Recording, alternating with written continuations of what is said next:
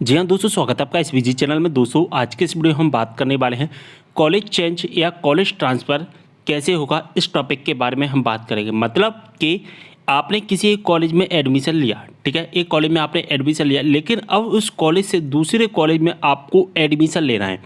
जैसे कि आपने किसी ए नाम के कॉलेज में एडमिशन लिया है, लेकिन अब आपने एडमिशन तो ले लिया, लेकिन एडमिशन के बाद में आपको दूसरे कॉलेज में एडमिशन लेने का मन करता है कि मान के चलिए बी नाम के कॉलेज में एडमिशन लेने का मन कर रहा है।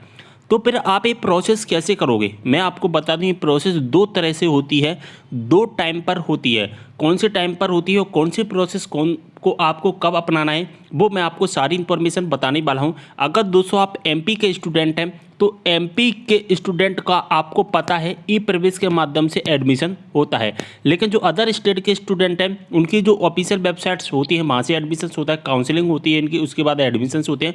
तो लेकिन जो प्रोसेस होती है सभी स्टेट में सेम रखी जाती है, बस जो साइट होती है वो साइट चेंज कर दी जाती है, ठीक है, लेकिन जो प्रोसेस होती है वो सभी में सेम रहती है। अगर आप कॉलेज चेंज या ट्रांसफ़र करना चाहते हैं तो वीडियो को पूरा देखना है, आपको अच्छे से समझाऊंगा। आपने ये वीडियो देख लिया तो 2023-24 सेशन में आपको जो भी परेशानी है कॉलेज चेंज या ट्रांसफ़र के बारे में सारी इन्फॉर्मेशन आपको मिल जाएगी। दोस्तों देखिए, आपका जो एडमिशन जो प्रोसेस है वो तो काउंसलिंग के माध्यम से होता है, लेकिन एडमिशन जब हो जाता है तो उसके बाद जो आपको दूसरे कॉलेज में ट्रांसफ़र करने की जो प्रक्रिया होती है वो दो तरह से होती है।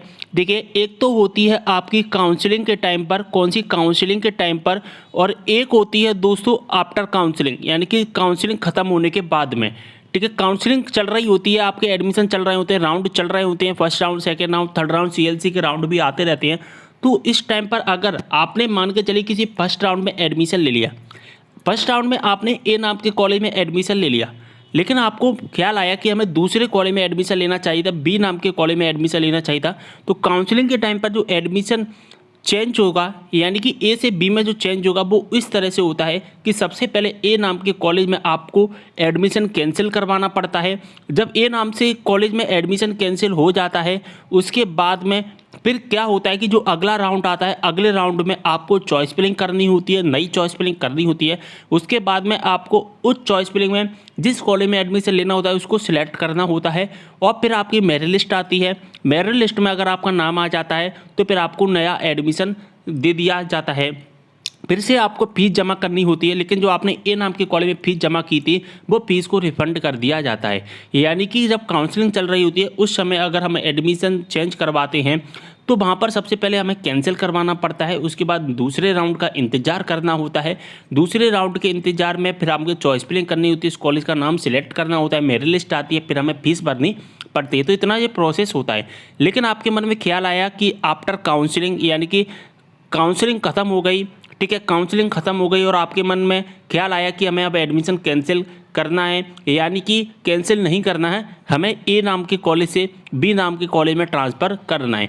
कैंसिल का मतलब क्या होता है कि हमें ए में एडमिशन लिया, इसे हम कैंसिल कर देंगे, बी में ट्रांसफ़र नहीं करना, यानी कि इसे तो कैंसिल करेंगे। लेकिन अगर आपने ए में तो एडमिशन ले लिया लेकिन आप बी में जाना है, इसे हम कहते हैं चेंज करना, इसे हम कहते हैं चेंज करना या ट्रांसफ़र करना, ठीक है। अभी कैसे होता है दोस्तों, मैं अगर आपको बताऊं, आपका जो चेंज या ट्रांसफ़र होगा, अगर हम एमपी में बात करें, आपको पता है ई प्रवेश के माध्यम से इसके एडमिशन हो जाते हैं और यहाँ पर एडमिशन समाप्त कर दिए गए हैं।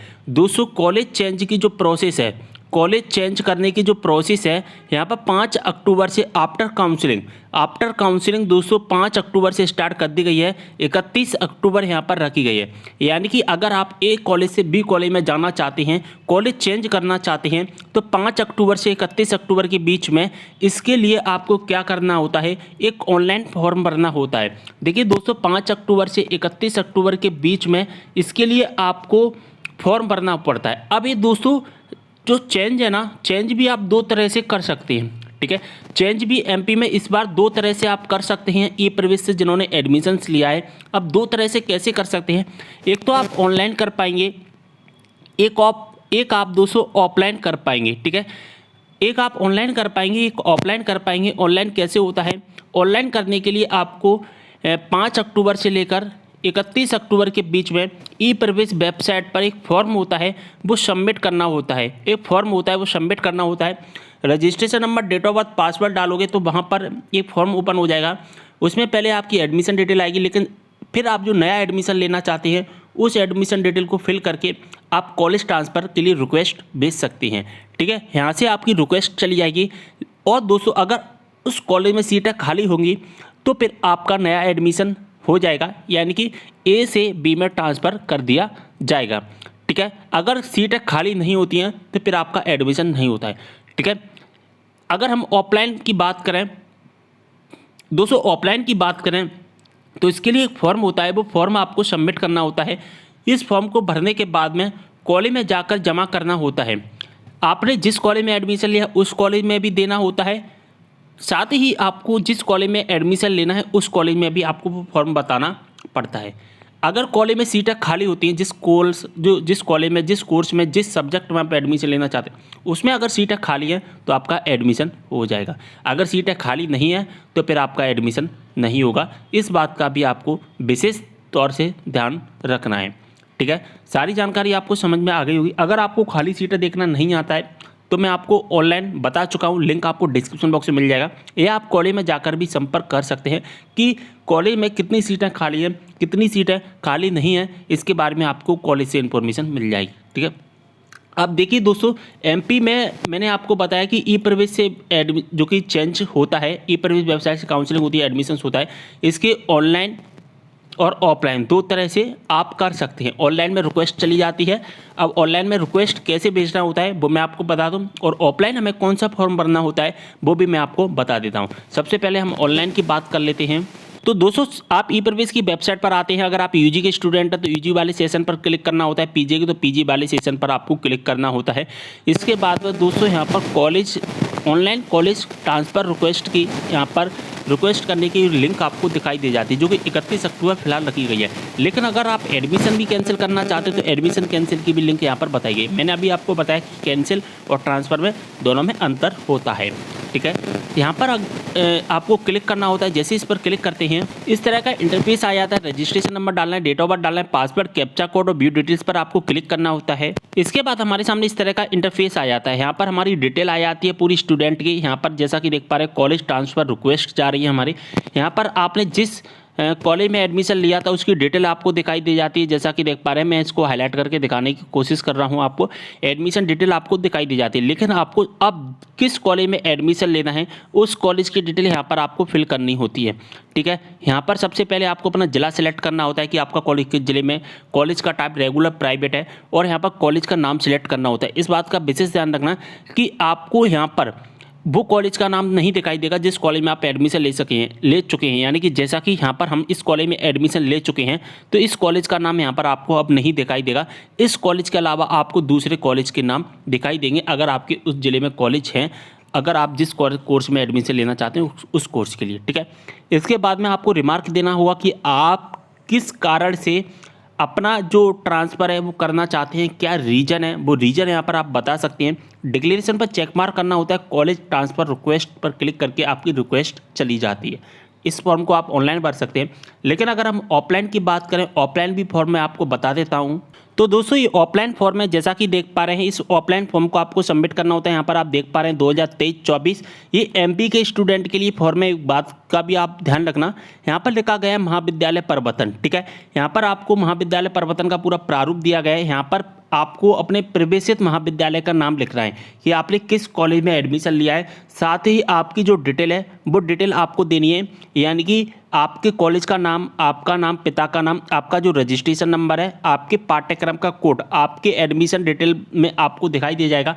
जन्म तिथि, मोबाइल नंबर, आवंटित पाठ्यक्रम की आपने किस कोर्स में एडमिशन लिया है, किस सब्जेक्ट में आपको एडमिशन मिला है, वो आपको यहाँ पर फिल कर देना है। ठीक है, अब तो ये आपको प्रेजेंट की डिटेल डालनी कि आप प्रेजेंट में किस कॉलेज में हैं। इसके बाद में आपको इनसे कोई मतलब नहीं है। ठीक है, विषय परिवर्तन से भी आपको कोई मतलब नहीं है। आपको इस वाले 3rd नंबर के पैरा से भी मतलब नहीं है। इसके 4th नंबर से आपको मतलब है। जैसा कि देख पा रहे हैं 2nd नंबर पर ही आपको 4th नंबर का ऑप्शन दिखाई देगा, और यहाँ पर आपको दिखाई देता है महाविद्यालय प्रवर्तन स्नातक और स्नातकोत्तर। चाहे आप यूजी के हों चाहे आप पीजी के हों, दोनों के लिए रहने वाला है। यहाँ पर जैसा कि देख पा रहे हैं आपके अपनी संकाय का नाम डालना है। ठीक है, इसके बाद में आपको अपनी कक्षा डालनी है। कक्षा का मतलब BA BSc BCom है या जो भी है आपका वो डाल देना है। इसके बाद में आपको अपने सब्जेक्ट का डिटेल डालना है कि विषय आपके कौन कौन से हैं। जैसे कि आप मैथ ग्रुप से हैं तो पूरे ग्रुप का नाम डालना है। मैथ में के अंदर आपके PCM आ जाते हैं, फिजिक्स केमिस्ट्री मैथ, ये तीनों आपके समूह का विवरण डालना है। जैसा कि देख पा रहे हैं विषय समूह का विवरण आपको देना है। आप वर्तमान में किस कॉलेज में पढ़ रहे हैं और साथ ही किस कॉलेज के लिए आप ट्रांसफ़र करना चाहते हैं। यहाँ पर प्रेजेंट में जिस कॉलेज में उस कॉलेज का नाम और किस कॉलेज में जाना चाहते हैं उस कॉलेज का नाम यहाँ पर डाल देना है। ठीक है, इसके बाद में आपको क्या करना है, सहमति पत्र का विवरण आपको देना है। परिवर्तन का कारण आपको यहाँ पर बताना होगा। प्राप्तांक पूर्णांक देना है, प्रतिशत देना है।